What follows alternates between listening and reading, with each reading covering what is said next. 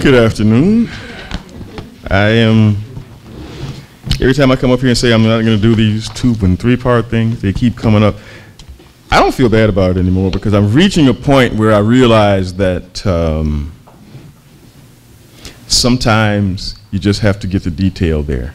It's more important than just glossing through it and saying, yeah, this happened, and not able to prove it, not able to do anything with it.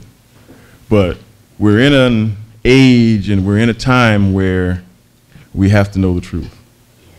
We have to live the truth, and the only way that that's going to happen, they say that how will you know if it's not preached to you, or if it's not explained to you?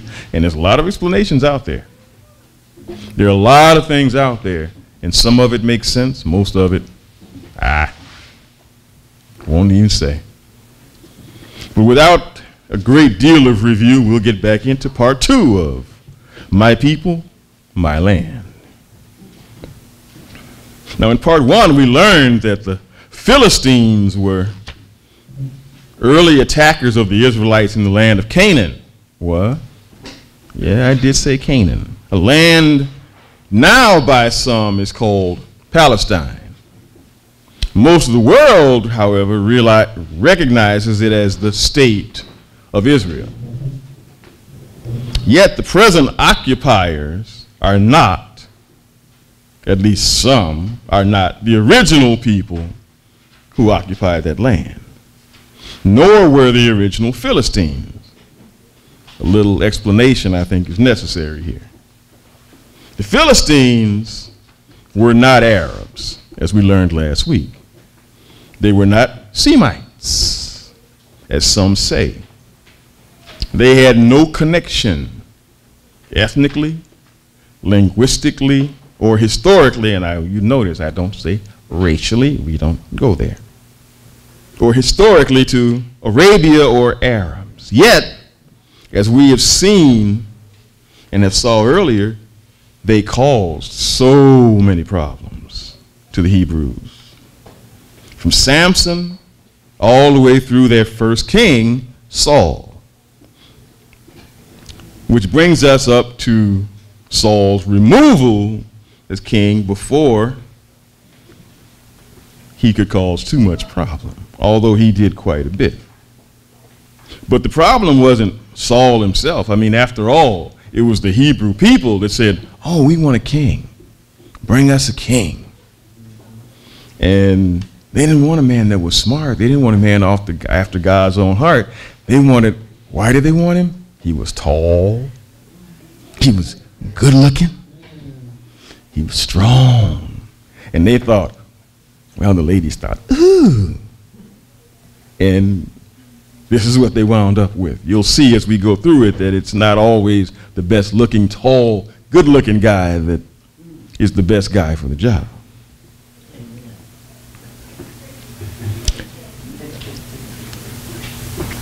Saul caused problems because of his repeated disobedience to the orders of Yahweh. After Saul's final insult of refusing to kill off the Amalekites and destroy their livestock, well, he did kill the defective ones, the ones that nobody wanted. He killed those. But after this, Yahweh sent Samuel, their priest, to Bethlehem to choose a new king from the 8 sons of Jesse. After reviewing all 8 of Jesse's sons, his youngest son, David, was chosen. We all know about David, right? Now, shortly after David was chosen, Saul was affected by what his servants called a spirit from Elohim. Most Bible historians consider these spirits to have been basically just the gloom and reflections of Saul looking back and thinking, wow, I could have done this differently. I could have done this better. And sometimes as that goes deep into your mind, it starts to mess with you. And you start to feel like maybe a lot of stuff that we think is demons messing with us or something outside of us messing with us, sometimes it's nothing but guilty conscience. Sometimes it's just We're not sure. But in all honesty, the Bible does say that there were spirits from Yahweh that were not necessarily haunting him, but sometimes it's not haunting, it's so much letting you know in some concrete form what you did was not right. What you did was problematic, and there are going to be some problems from that, and guess what? They're going to land at your feet first because it was your steps that started them. It comes from a subconscious realization that he'd not acted according to the expected, God-fearing, obedient Israelite king, especially him being the first one. You can't start off on the wrong foot and expect things to go well for you. This was vitally important. Thus, when the time came, also came the loss of his throne and the extinction of his royal house, which made him jealous, irritable, vindictive, and subject to fits of morbidity, melancholy. However, in his righteous character, God had already chosen Saul's successor. There was nothing to get upset about. You knew that your days were numbered. But in his amazing love, God still gave Saul time to repent, change his ways, change his attitude, consider some things, and maybe save yourself. This, unfortunately, didn't happen. Saul only became more sullen as the days went forward. Yahweh even gave Saul a chance to know his successor very well. If you remember last week, when he first started to have these problems mentally, he said, well, find someone to play music for him. Bring in a lyre. A lyre is like a guitar with a, it's more like a banjo than a guitar. It's got little skin stretched across it, and you can play this, and they can be soothing. As you know, anyone that can, if you can find someone that can play an instrument, not necessarily a hard rock or something, but something soothing, can quell your mind, make you feel better. And who did they send to do it? Young David. Saul didn't realize who he was at the time, but they developed a bond. He liked this young man who came, and whenever he came with his lyre and played for him, he felt better. It made his mind settle. And then he and his son Jonathan became friends, which made it even better for him, at least from the way he saw it, until he got older and things began to happen. Let's drop anchor at 1 Samuel, the 17th chapter, the first verse. 1 Samuel, the 17th chapter, the first verse, where it says, the Philistines gathered their armies together for war. So that was still going on, as you see. They met at Soka in Judah. Their camp was between Soka and Azekah, at a town called Ephes Damim. Saul and the Israelite soldiers also gathered together in their camp. Their camp was in the valley of Elah. Saul's soldiers were lined up and ready to fight the Philistines. The Philistines were on one hill. The Israelites were on the other hill. The valley was between them. And the Philistines had a champion fighter. You've all heard of him. His name was Goliath. Goliath was from Gath. He was over 9 feet tall. That's better than an NBA center. He was over 9 feet tall. Goliath came out of the Philistine camp. He had a bronze helmet on his head. He wore a coat of armor that was made like the scales of a fish. Normally, it's almost like what they call a coat of mail, where you've got like almost like a netting there. He had his set up like fish scales. As you know, the fish's scales are knit just in such a way that even the moving of them allows them to move through water. On any kind of a armor plating, that allowed nothing to get through. This armor was made of bronze and weighed about 125 pounds. Doing all the math for you because they've probably got it there in shekels and so forth, and we won't go there. Verse 6, Goliath wore bronze protectors on his legs. He had a bronze javelin tied on his back. The wood part of his spear was as big as a weaver's rod or weaver's shuttle. The spear's blade weighed 15 pounds.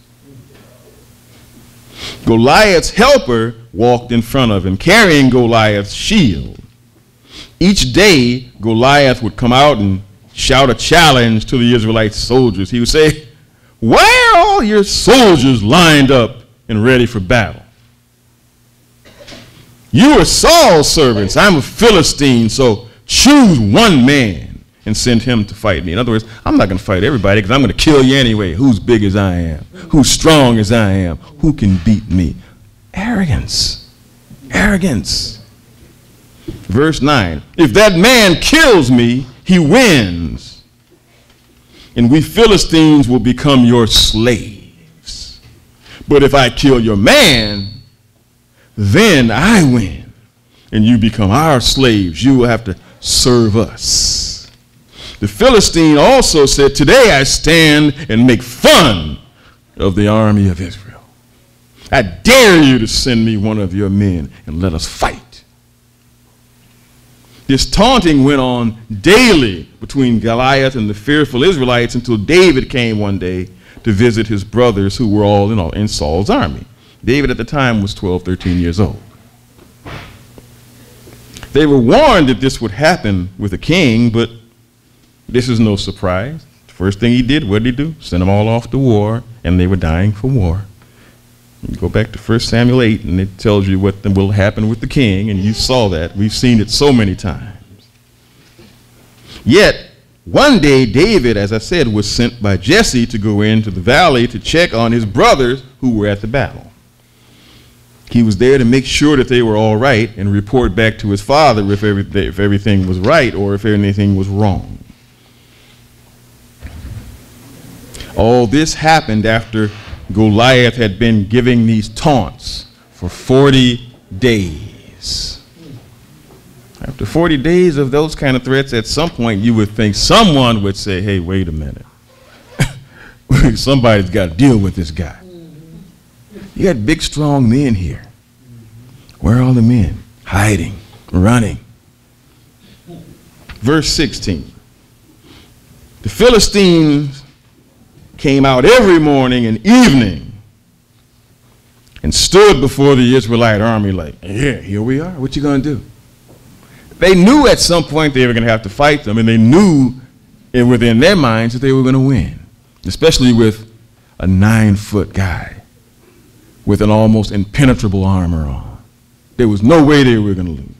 Goliath insulted Israel like this for 40 days. Verse 17.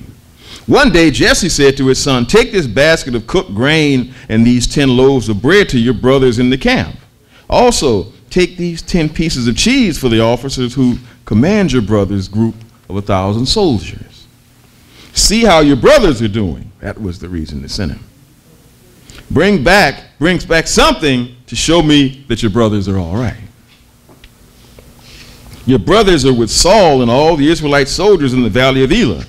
They are there to fight against the Philistines. Early in the morning, David had another shepherd take care of his sheep while he took the food and left, as Jesse had told him to. David drove their wagon to the camp. The soldiers were going out to their battle positions just as David arrived.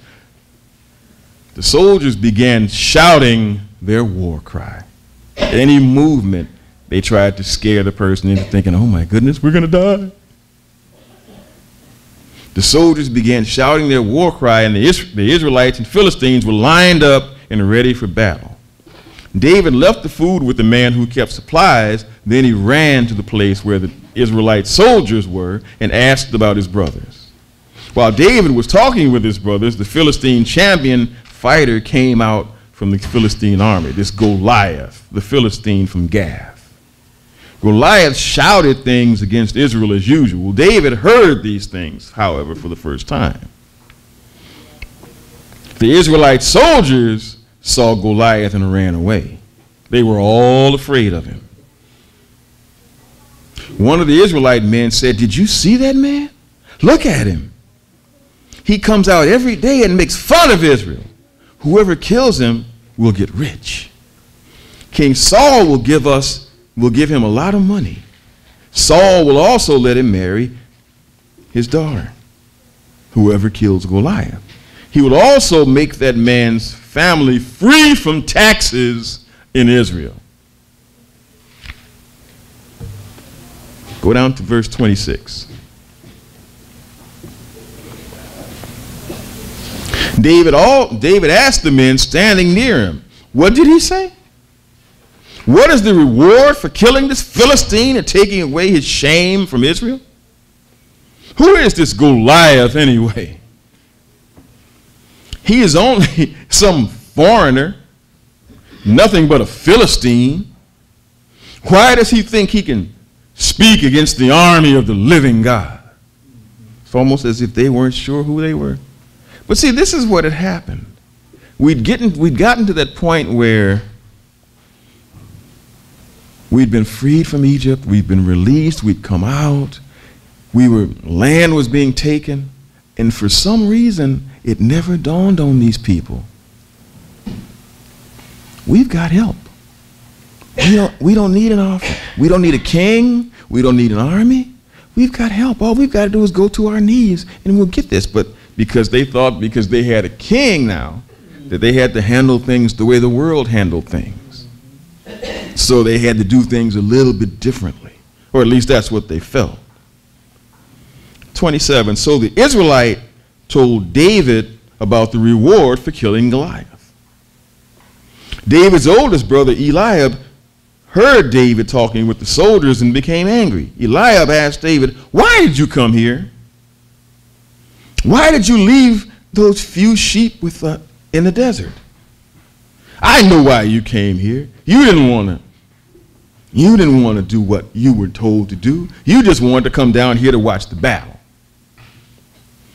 You know, that's the little brother. So you figure, you know, he's not as strong as we are. He's not as big as we are. But sometimes you find out in the process, sometimes it's not how much dog is in the fight. It's how much fight is in the dog. 29, David said, what did I do now? I didn't do anything wrong. I was only talking. He turned to some other people and asked them the same questions. They gave him the same answers as before. Some men heard David talking. They took David to Saul and told him what David had said. David said to Saul, people shouldn't let Goliath discourage them. I am your servant. I will go fight this Philistine. Saul answered, you can't go out and fight against this Philistine. You're not even a soldier. Goliath has been fighting in wars since he was a boy. But David said to Saul, there were times when I was taking care of my father's sheep, the wild animals came to take some sheep from the flock. Once there was a lion and another time a bear. You're talking about an 11 and 12-year-old boy here. Deal with this. I chased that wild animal, attacked it, and took the sheep from its mouth. The wild animal jumped on me, but I caught it by the fur under its mouth, and I hit it and killed it. I killed both a lion and a bear, just like that. And I will kill that foreigner, just like them. Goliath will die because he made fun of the army of the living God. The Lord saved me from the lion and the bear. He will also save me from this Philistine. Saul said to David, go, and may Yahweh be with you. Saul put his own clothes on David. He put on a bronze helmet on David's head and armor on his body. David put on the sword and tried to walk around. He tried to wear Saul's uniform, but David was not used to all those heavy things. David said to Saul, I can't fight in these things. I'm not used to them. So David took them all off. He took his walking stick in his hand and went to find 5 smooth stones. From the stream, he put the 5 stones in his shepherd's bag and held his sling in his hand. And then he went out to meet the Philistine. The Philistine walked slowly closer and closer to David. Goliath's helper walked in front of him, carrying a large shield. Goliath looked at David with disgust. He saw David was only a handsome, healthy boy. Goliath said to David, what is that stick for? Did you come to chase me away like a dog? He said to David, come here and I'll feed your body to the birds and the wild animals. David said to the Philistine, you come to me using sword, spear, and javelin, but I come to you in the name of the Lord, all-powerful, the God of the armies of Israel. You have said bad things about him. Today, Yahweh will let me defeat you. I will kill you. I will cut off your head and feed your body to the birds and the wild animals, and we will do the same thing to all of the other Philistines too. Then all the world will know there's a God in Israel. All the people gathered here will know that the Lord doesn't need swords or spears to save people. The battle belongs to Yahweh. And he will help us defeat all of you. Goliath, the Philistine, started to attack David. He started walking closer and closer toward David, but David ran out to meet Goliath. David took out a stone from his bag. He put it in his sling and slung the sling. The stone flew from the sling and hit Goliath right between the eyes. The stone sank into his forehead and Goliath fell to the ground, face down. End of story. Verse 50. So David defeated the Philistine with only a sling and 1 stone. He hit the Philistine and killed him. David didn't have a sword, so he ran and stood beside the Philistine. Then David took Goliath's own sword out of his sheath and used it to cut off his own head. That is how David killed the Philistine. When the other Philistines saw their hero was dead, they turned and ran. But you see, that was the beginning of David's ascent to the throne of Israel. Yet also was the beginning of the end of Saul's reign.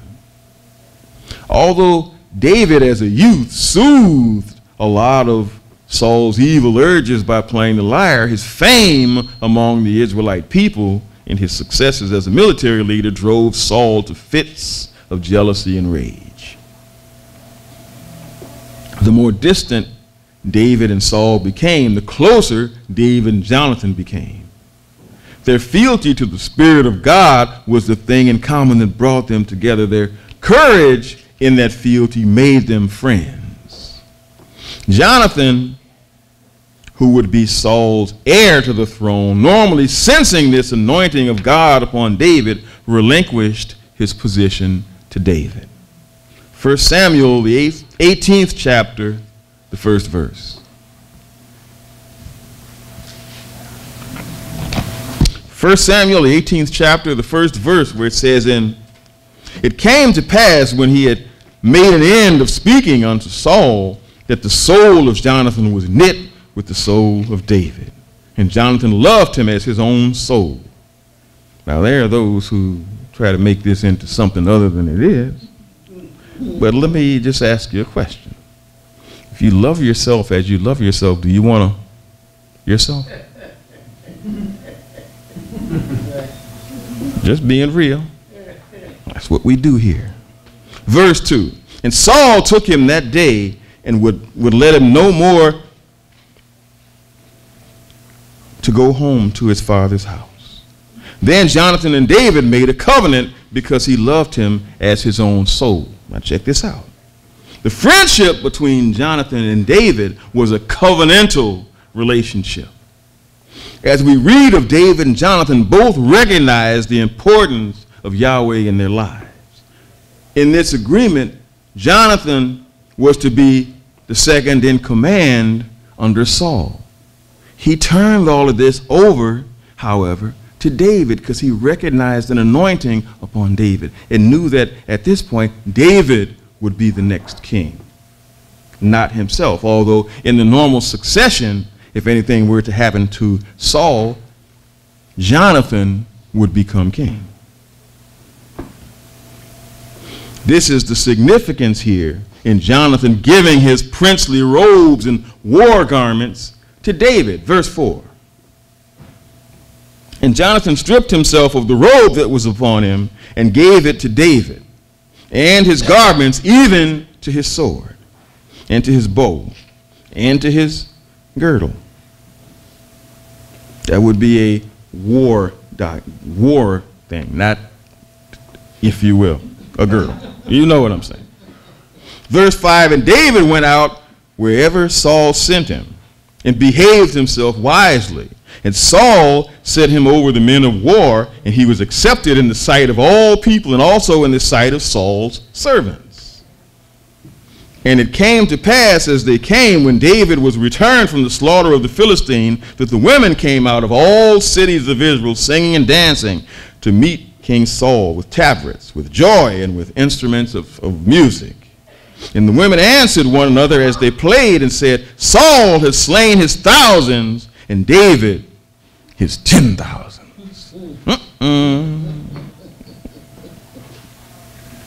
And Saul was very wroth, and the saying displeased him. And he said, they have ascribed unto David 10,000, and to me they have ascribed but thousands.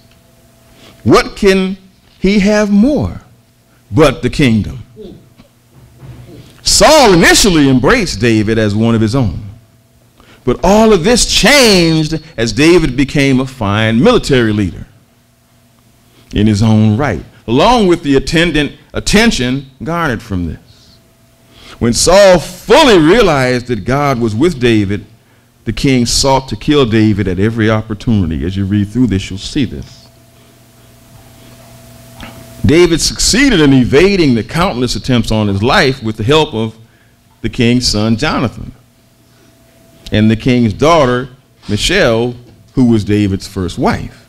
If you remember, that was the original offer. Whoever killed Goliath would become Michal's wife, or husband.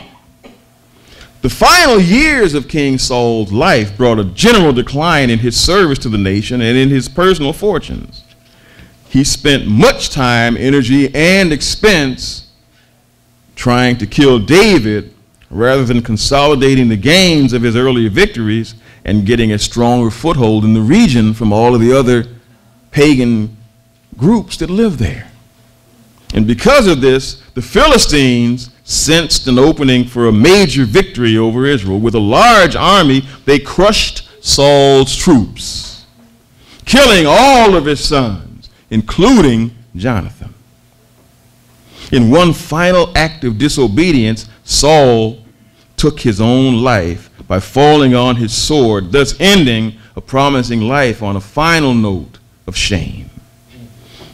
God will take care of his people if we don't do so. David himself sums up the losses of Saul and Jonathan in 2 Samuel, the first chapter, the 17th verse, if we go there. 2 Samuel, the first chapter, the 17th verse. Kind of flipping through this because just to stand here and read it would just be a waste of time. It's all there to read. It's some great things to read on your own time, but just trying to follow a story here to make some understanding clear in a little bit shorter time. 2 Samuel, the first chapter, the 17th verse, where it says, and David lamented with this lamentation over Saul and Jonathan his son. And he said, it should be taught to the people of Judah, behold, it is written in the book of Jasher, not the one that's out here now. Be careful.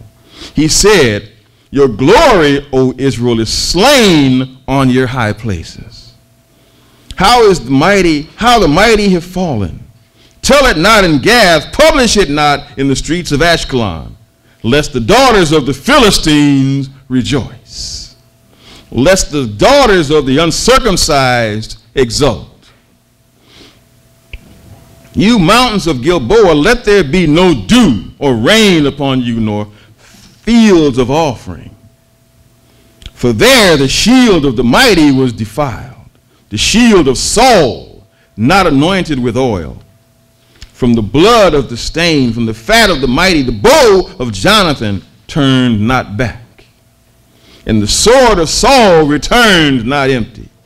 Saul and Jonathan, beloved and lovely, in life and in death, they were not divided. They were swifter than eagles. They were stronger than lions.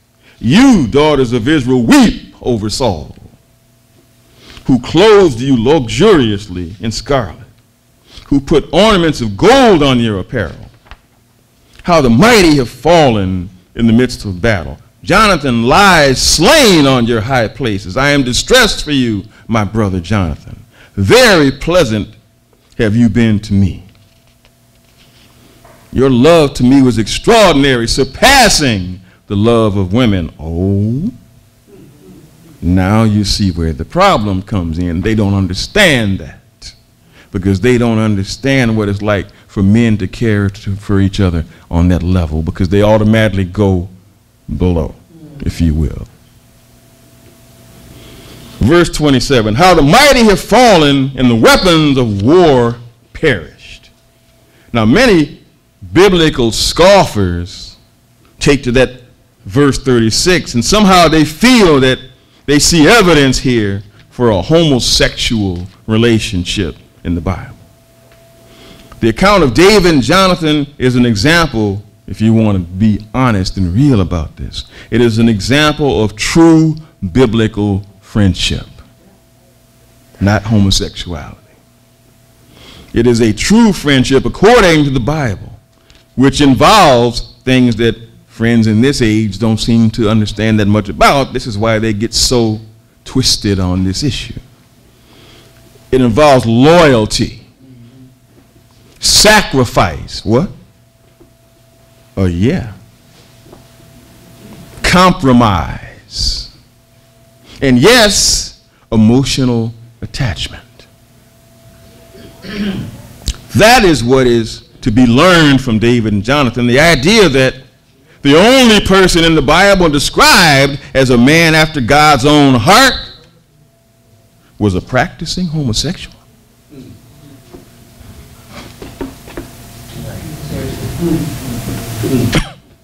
Not me.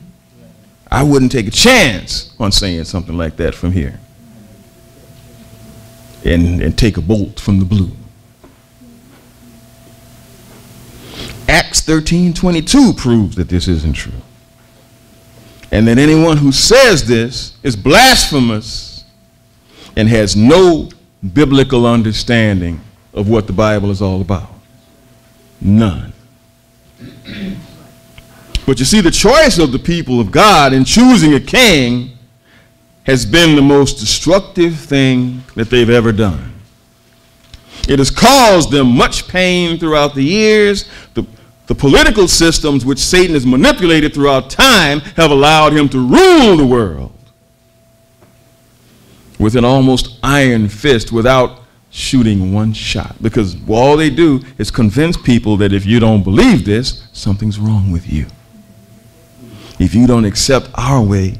That's why we were talking about in the Bible study about who owns what land and what. It's things like this. That here we are in the United States paying property tax to uphold the Queen of England? And we think this is normal? It's not. But no one says anything about it, because if a lawyer goes into a courtroom and says, I'm going to sue on this, the next thing you know, he's been disbarred. Happens all the time. Not so much now, because they've kind of got the Kennedy effect now. They took the guy out to try it, so nobody else tries anymore. no president has tried to challenge these things since 1963 because they know what's coming if you do.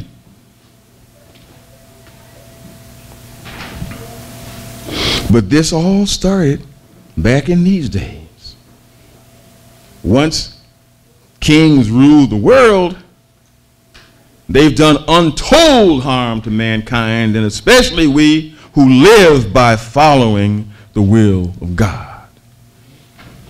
It's almost as if the scoffers don't believe the Bible reflects the will, intentions, and necessary motivations of God for his people first, and secondarily, the rest of the world. But a thorough read of it shows that if nothing else, the Bible is consistent with the will of God. And this may be why the world is so completely against it.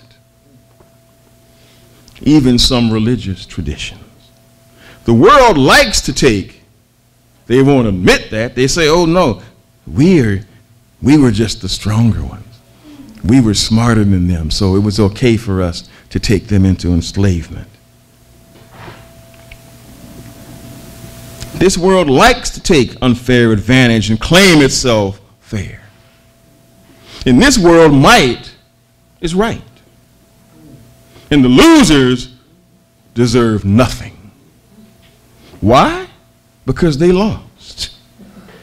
Even if the fight was tilted in the unfair favor of the winners, most of those same winners say, oh, well, hey, we were just stronger than them, so we should be able to do anything with them that we want, right?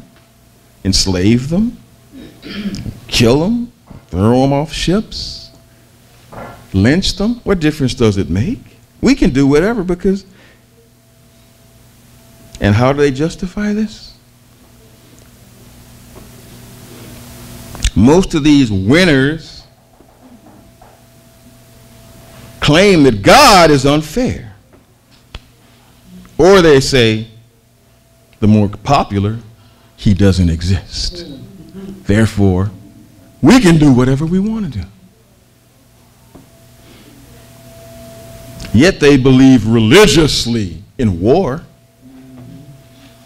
unfair advantage, abortion, the unfairness built into Darwinian evolution. We've been through all of that.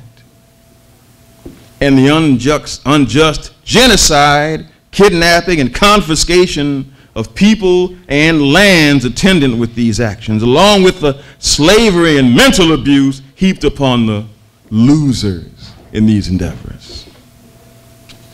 But they'll never own their own because they refuse to surrender the unfair gains in these systems. This was true of Nimrod in his day. It was true of Ramses in his day. It was true in Alexander the Great in his day. And it continues on today through the United States, Russia, and China. And all of these currently do what was done in Canaan to God's people.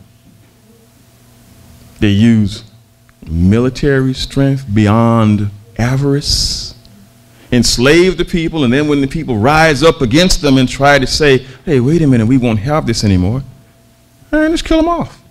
Go find some more suitable slaves, if you will. You see, this is why God moved to have the Hebrews destroy them and take the land of Canaan, now called the state of Israel. And some errantly call it Palestine. The land was deemed to be taken, and the gist of the story is found right here. And it's fascinating who becomes the crux at which this story spins. And you'll figure out why when you see the lineage behind this. Let's continue and go to Joshua, the 2nd chapter, the 1st verse. Interesting story. And you'll learn some things about how we got a Savior. Joshua, the 2nd chapter, the 1st verse, where it says, Joshua, the son of Nun, sent out of acacia, you might have shittim, 2 men to spy secretly, saying, go, look over the land, even Jericho. And they went and came to the house of a harlot named Rahab. Who? A what? God uses a whore? And you will be amazed when you find out how well he used her. Not that way. And they stayed there and went and came to the house of a harlot named Rahab, and they stayed there, and the king of Jericho was told about it.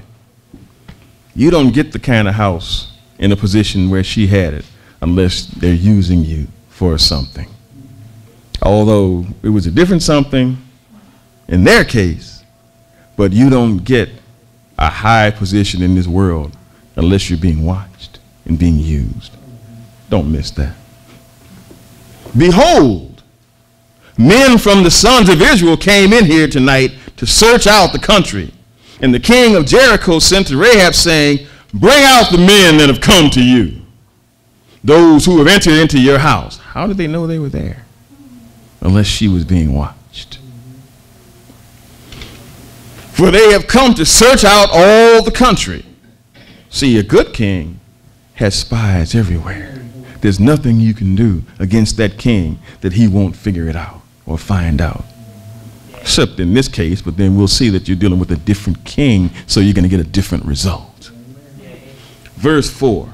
And the woman took the 2 men and hid them. And she said, 2 men came to me, but I didn't know from where they came. And it happened when it was dark, at the time of shutting the gate, the men went out. Where the men went, I do not know. Go after them quickly, for you shall overtake them. But she had brought them up on the roof and hidden them within the stalks of flax, which she had laid in order upon the roof. And back then you would buy things, and if anything went wrong in the house, you could fix it right then and there, but they would have it laying out there, so she had them hidden up under the roof slats. Verse 7. And the men went after them on their way to Jordan to the fords, and when they had pursued them, they had gone out, they shut the gate. This is getting back to that whole thing with Nimrod, where you had all of these cities, you had wild animals going around, you had bands of men going from town to town robbing people. So in order to have protection, you had walls 30, 40 feet high all around the city, and you all went in and out through one gate. That gate was closed at a certain time, and anyone that went into that town, everybody knew about it because the courts were usually right at the front gates. Verse 8. And before they had laid down, she came up on the roof to them, and she said to the men, I know, check this out, for a whore, I know that Yahweh has given you the land and that your terror has fallen on us. What? Yeah. And that all those who live in the land faint because of you. In other words, they were scared to death of these men. For we have heard you, how Yahweh dried up the water of the Red Sea for you when you came out of Egypt, and what you did not, and that what you do to the 2 kings of the Amorites that were on the other side of Jordan, Sihon and Og, whom you utterly destroyed. And we had heard and our hearts melted. Apparently not everybody's, but those who were of a mind to listen, their minds opened up. Nor did any more spirit remain in any man because of you. For Yahweh your God, he is God in heaven and also in earth beneath. What a statement from a woman of the streets. Please note the faith of a whore in Jericho and the fear of the leaders who gave her a home built into the wall of Jericho. Let's think about that for a minute. This is the modern equivalent of a seaside mansion or a downtown high-rise. Yet she was spied on constantly. Why? Because evil cannot sleep. Can't do it. Because if you got to do dirt to get it, you got to do dirt to keep it. And if you do dirt long enough, somebody is going to come after you. It is what it is. It is what it has been and what it always will be. We're seeing it now, and we think it's normal. It's not. It's wrong. But we've made it normal because it happens so much that we've been convinced that, well, that's just the way it is. Verse 12. Now, therefore, I pray you, swear to me by Yahweh, since I have dealt with you in kindness, that you will also deal with kindness to my father's house. And give me a true token, and shall save alive my father and my mother and my brothers and my sisters and all that they have, and deliver our lives from death. And the men answered her, our life shall be for yours. Fair exchange. If you do not tell our business, and when Yahweh has given us the land, we will deal kindly and truly with you. Then she let them go down by a cord through the window. For her house was on the town wall, so even though the gates were locked, just drop them down the window and they come right down the outside. That's why, how do they say? Every point of refuge has its price. If they're going to give you that kind of wiggle room, they're going to watch you. But apparently, they weren't watching that night for whatever reason, because they thought that she told them the truth when she sent them, oh no, they went that way. If you hurry up and get out there, you can try to catch them. So they went. And these were probably the men who were not only watching her, but also watching what went on. If not, something was going on with them, but that's another issue we don't need to deal with here. Verse 17, and the men said to her, we will be blameless of this oath if you which you have made us swear. Behold, when we come into the land, you shall set this line of scarlet thread in the window from which you let down. And you shall bring your father and your mother and your brothers and all your father's household home to you. In other words, the only safe place we're going to save is yours. And it shall be, whoever shall go out of these doors of your house, his blood shall be on his head. In other words, this deal is only going to work for your house. Anybody? It's almost like what happened in Egypt. Put the blood on the doorpost. Anybody that stays in the house, the death angel or God will pass over you. But if you're outside, you're on your own. You're on your own. And whoever shall be with you in the house, his blood shall be on our head if a hand is on him. And if you tell our business, then we will be free of the oath which you have made us swear to you. I'm not saying I don't trust you. I'm just saying these are the parameters we are dealing, after all, with. Okay. Verse 21. And she said, let it be according to your word. And she sent them away, and they departed. And she set the scarlet line in the window. And they went and came to the mountain and stayed there 3 days until the pursuers had returned. And the pursuers looked for them throughout all the way, but did not find them. What did you think? They weren't there. And the two men returned and came down from the mountaintop and passed over and came to Joshua the son of Nun, and they told him all that had happened there. And they said to Joshua, truly Yahweh has delivered all of the lands into our hands, for even all those who live in the country faint because of us. All this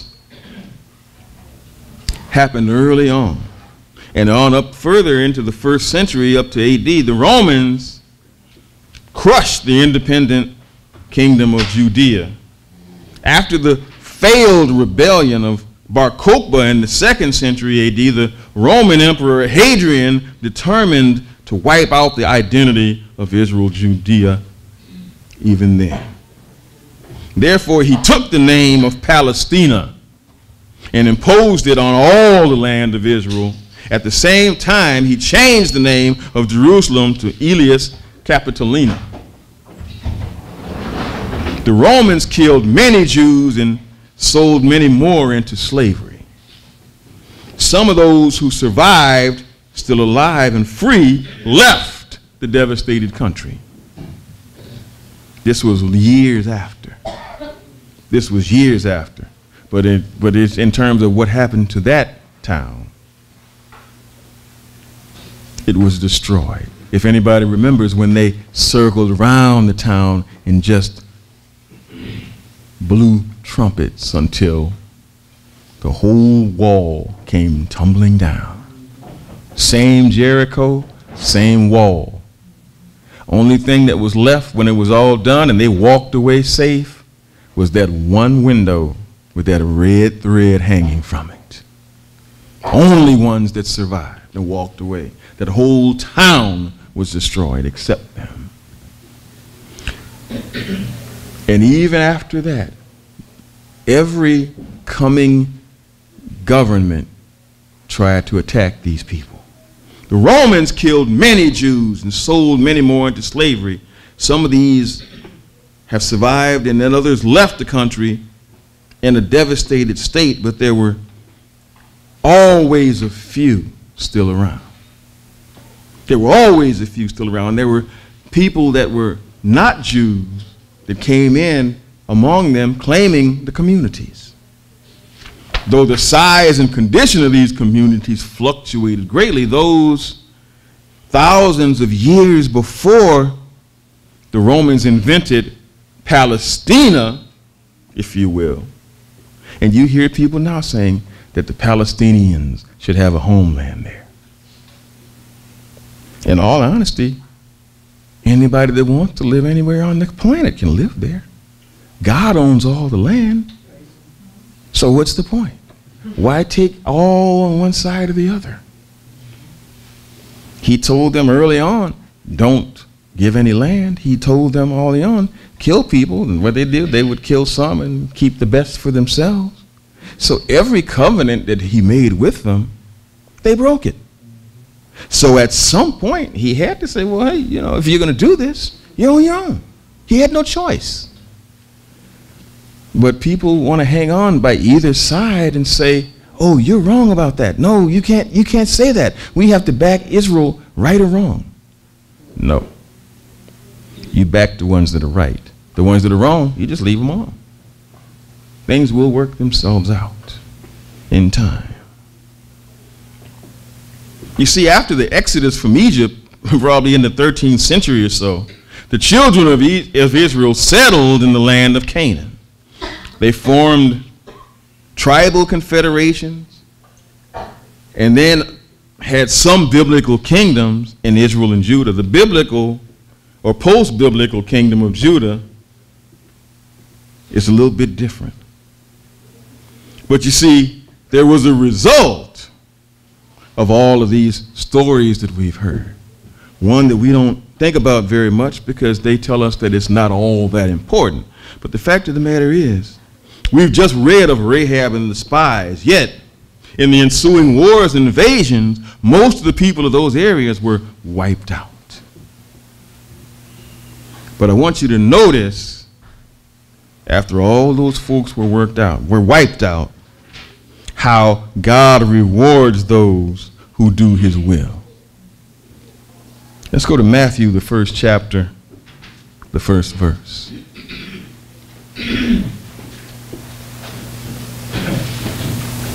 Matthew, the 1st chapter, the 1st verse, where it says, the book of the genealogy of Yeshua Messiah,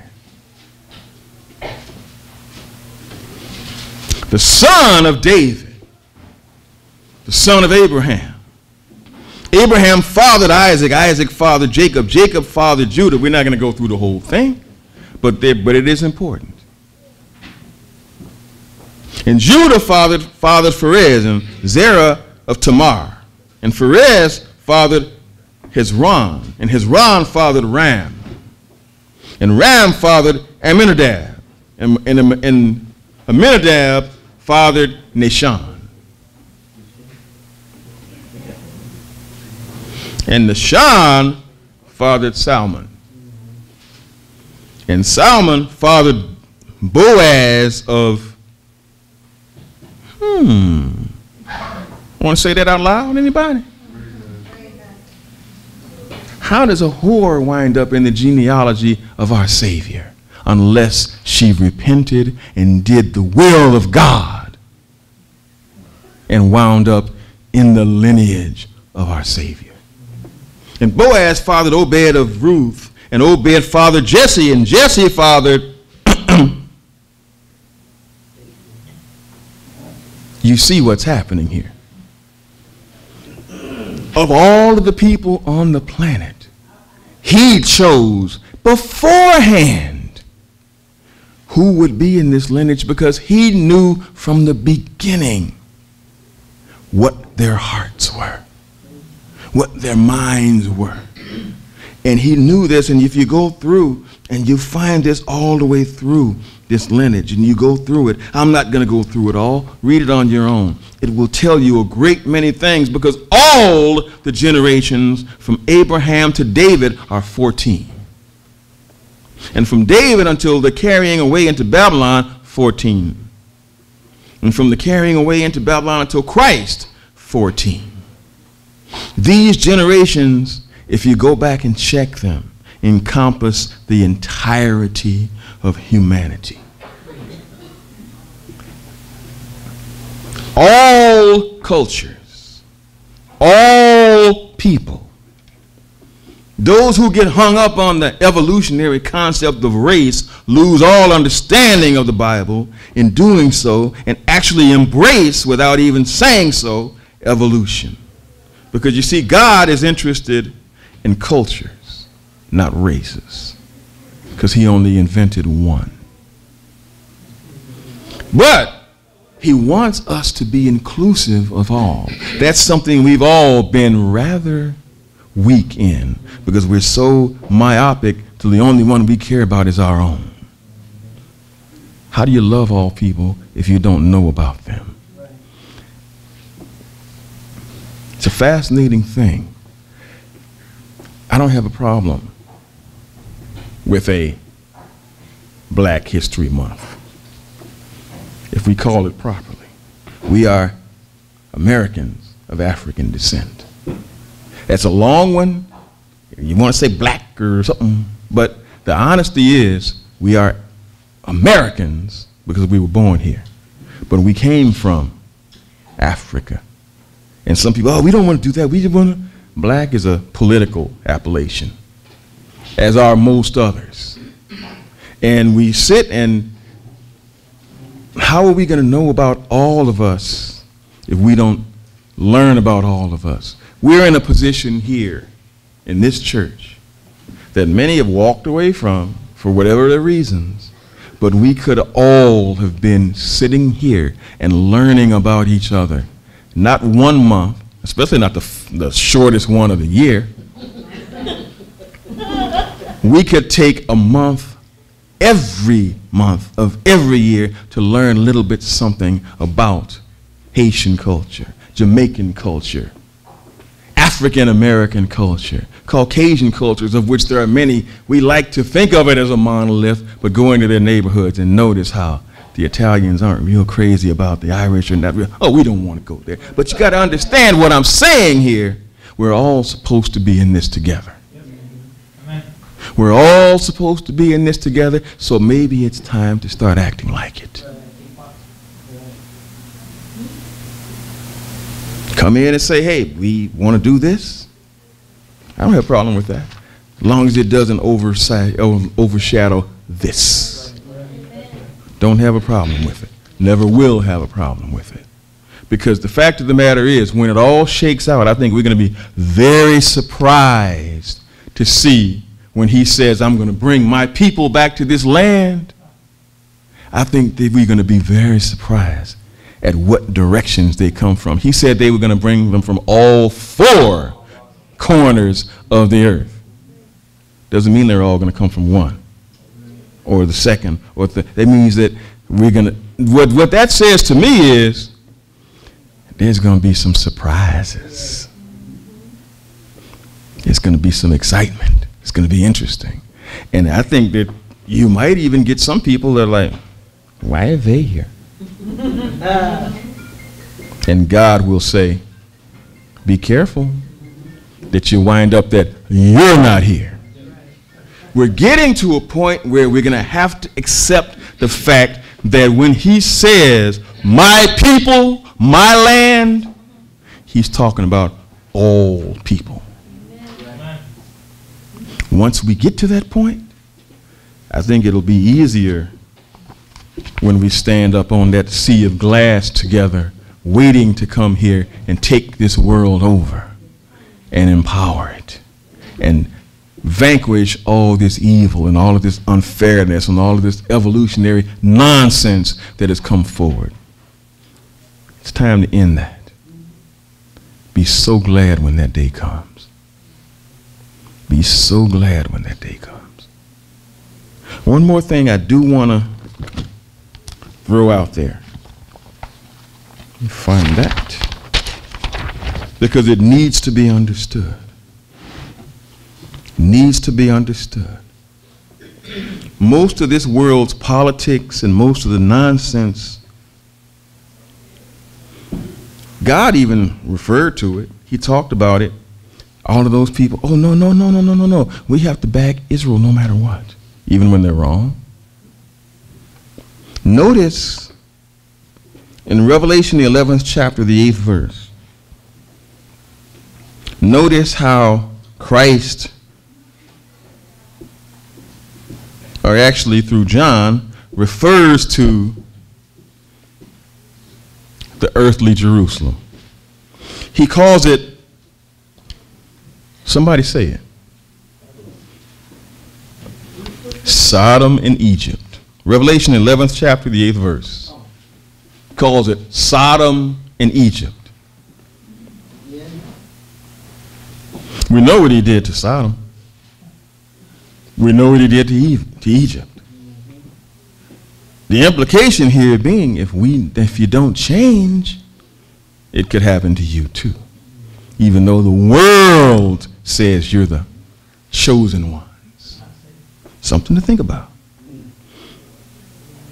He was referring to Egypt and Sodom, blemishes and all. He had set it aside, this land, to do his will and keep his promises. But his land, as it stands right now, not all that holy, because he's not there. So when we talk about the land and we have to love the land and love the people no matter what, it's almost as if you're idolizing it. Be careful. Be careful. You get to a point where you feel like what went on should go on. No. What we're learning is that when this thing comes, everything will change. He didn't say we're going to vanquish every culture except America. We're going to vanquish every culture except the state of Israel. He said we're going to burn it all up and start over. So that's what we have to be ready for. We have to be prepared for that. And we will have to come to that understand that all of this is his land. And all who obey him and do his will occupy it when these things come to pass. And initially, they will be above it because we, as all the rest, will possibly be too holy to go down to that fallen land until it is destroyed and rebuilt in his image. That's the day we want to be there for. That's when we want to talk about a holy land, because that's when it will be.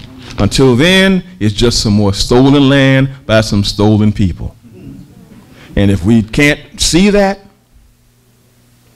God help us. But we will see it clearly from that vantage of that sea of glass after that resurrection. And I pray that we're all there to be there for that. God bless you all.